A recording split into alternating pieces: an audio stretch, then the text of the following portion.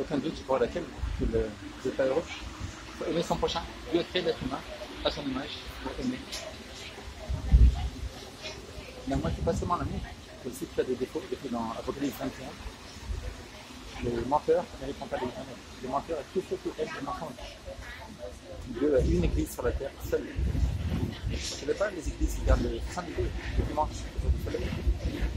Ce n'est pas les églises qui gardent le faux jour du repos païen, ou le paganisme ancien. C'est la vraie église de Dieu qui s'appelle l'église adventiste du 7e jour. Même les témoins de Jéhovah, comme des vraies doctrines, qui nous disent que l'enfer n'est pas éternel. Non, il y a écrit dans Malachie chapitre 4, les méchants, les arrogants ne répondent pas à l'éternel. Il y a toute une liste de gens qui ne méritent pas l'éternel.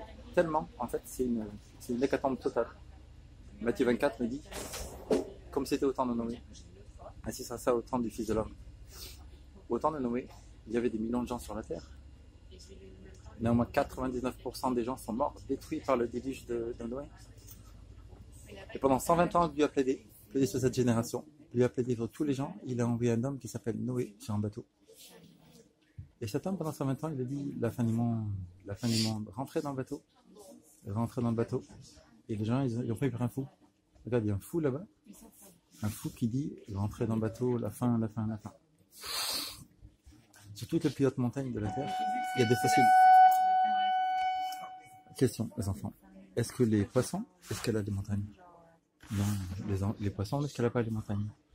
Donc pourquoi y a-t-il des fossiles de poissons sur le Mont Blanc, sur l'Himalaya? Et la réponse est simple. La réponse c'est qu'un jour, Dieu a rempli la terre d'eau. La terre a été submergée d'eau.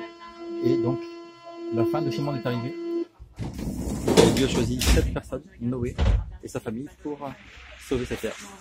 C'est-à-dire que toutes les générations qu'on a aujourd'hui, blancs, noirs, africains, arabes, viennent tous de Noé, Shem, Ham et Japheth. Lui me dit que le salaire du péché c'est la mort. As-tu déjà menti? Oui. Que mérites-tu? La mort éternelle. As-tu déjà volé? Oui. Que mérites-tu? La mort éternelle. As-tu déjà commis adultère? Oui. Que mérites-tu? La mort éternelle. Quelle est la solution? C'est quelqu'un comme Dieu prenne ta place, meurt à ta place pour payer la dette, la rançon, et pour qu'ainsi tu puisses vivre, recevoir le cadeau. Ce cadeau, c'est la vie éternelle, tu peux vivre pour toujours. Et donc, ce cadeau, ta conscience est lavée, tu peux repartir de nouveau en acceptant que Jésus est mort sur la croix. On voit que au 1er siècle, il y a un historien juif qui s'appelle Joséphus. Joséphus a écrit un livre qui s'appelle Les Annales du peuple juif. Il habitait au temps de Jésus. Dans ce livre, il dit que Jésus-Christ est mort. Il a payé la peine ultime sous Ponce Pilate. Et en fait, si on étudie bien, il n'y a aucun historien du 1er siècle qui nous dit que Jésus n'a pas existé. En fait, tous les historiens du 1er siècle disent que Jésus a existé, que Jésus est mort sur la croix. Mais la question c'est celle-ci. Si vraiment il y a un Dieu, si vraiment il y a un jugement à venir, si vraiment il y a un enfer à fuir, si vraiment il y a un paradis à gagner, est-ce que ça ne vaut pas le coup, ce qu'il lui a dit, pour rassasier de sauver ton âme? Jésus nous dit que bientôt, ce sera une terreur générale.